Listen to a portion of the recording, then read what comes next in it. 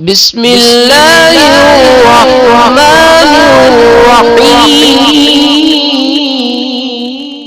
بسم اللہ الرحمن الرحیم۔ السلام علیکم ورحمۃ اللہ وبرکاتہ۔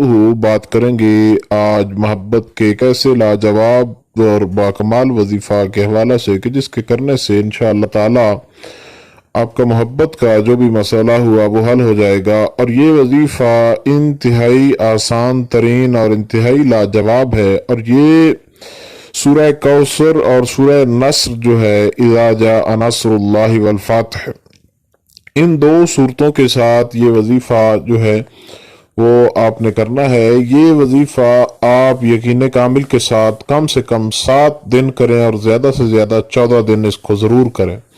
انشاءاللہ تعالی 2 سے 3 دنوں کے اندر آپ کا محبت کا بڑے سے بڑا مسئلہ جو ہے وہ حل ہو جائے گا۔ اور اس کے علاوہ آپ اس وظیفہ کو جب بھی کریں گے آپ کو فائدہ ہوگا۔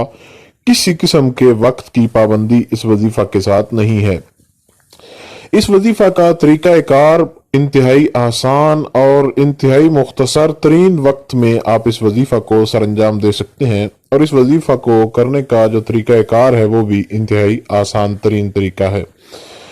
آپ نے یہ کرنا ہے کہ سورہ نصر جو ہے اس کو آپ نے 7 مرتبہ پڑھنا ہے، اور اس کے بعد ایک بار سورہ کوثر، پھر 7 مرتبہ سورہ نصر، پھر 1 مرتبہ سورہ کوثر، پھر 7 مرتبہ سورہ نصر، اور پھر 1 مرتبہ سورہ کوثر، یعنی 21 بار آپ نے سورہ نصر کو تلاوت کرنا ہے، اور ایک بار آپ نے جب بھی آپ 7 مرتبہ پڑھیں ایک بار سورہ کوثر اس وقت آپ نے پڑھنی ہے، یعنی 21 بار سورہ نصر کی تلاوت ہوگی اور 3 بار سورہ کوثر شریف کی تلاوت ہوگی۔ اور جب بھی آپ سورہ کوثر پڑھیں تو جب آپ ان شانئک ھو الابتر یہاں پر پہنچیں تو آپ تصویر پر پھونک ماریں یا اس کو ذہن میں رکھ کے اس کا نام لیں جس کے لیے آپ اس وظیفہ کو کر رہے ہوں۔